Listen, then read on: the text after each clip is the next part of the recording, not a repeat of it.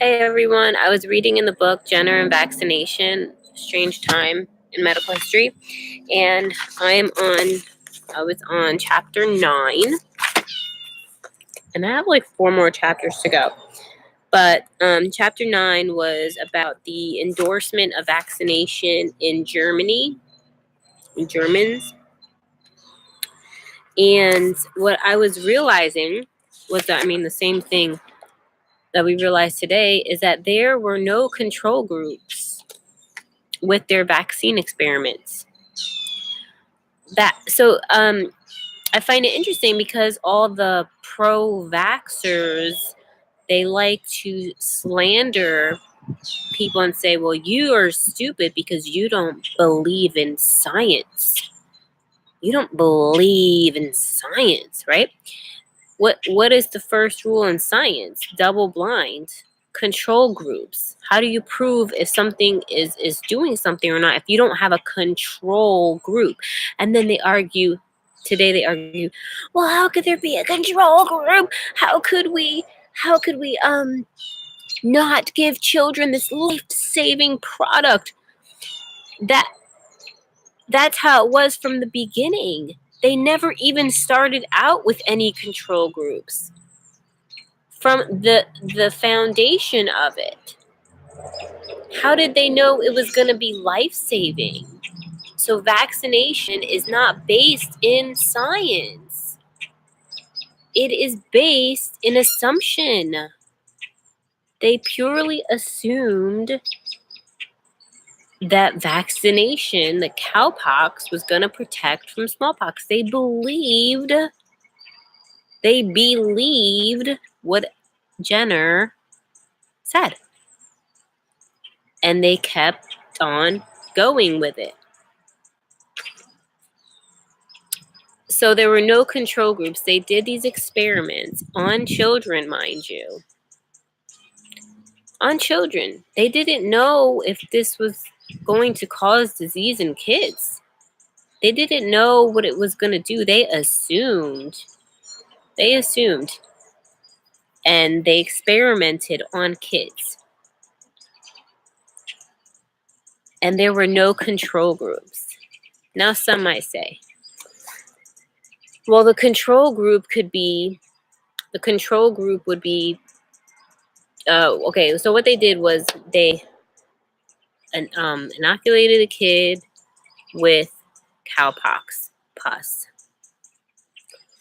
Then, after a while, they variolated the kid, meaning they then inoculated them with smallpox pus from a pustule. And if nothing happened, well, then they said, hooray! Hooray for this life-saving thing, right? But they had no control group for that experiment. And they could have had a control group because they were already using inoculation with variola, with smallpox. That's what people were doing before the cow pus. They were using smallpox pus. So, yeah, they could have had a control group. But there was never any double-blind studies. Maybe they didn't know about the scientific method back then. I don't know. But they sure know about it now. But it seems like we've gone far, far, far down the road. Because now a lot of society is conditioned to believe that vaccines are life-saving, that vaccines prevent disease. But originally, there was no double-blind studying, okay? So what if they had the cowpox kids get variolated? They didn't get smallpox. Then the other group got nothing, or they got something, but it was saline or something, and then got variolated as well. How do they know what the difference would have been? They don't know. They just continue to keep this ball rolling with, and as a matter of fact, I mean, things did happen and they lied. I mean, there's more books. There's another book that I have on my channel that shows the statistics that, those that were cowpox still got smallpox. Now, what if the kids who were variolated after being cowpussed didn't break out in smallpox because germ theory isn't true, or because maybe the actual pus of an infection is not the actual thing that caused the infection? I mean, there's so many questions. So anyway, that was just really hitting me as I was reading this, of the experiments that they did in Germany with 2 sets of kids. And then I thought, they have no control group. That's not even an experiment. There's no control group. There's nothing to compare it to.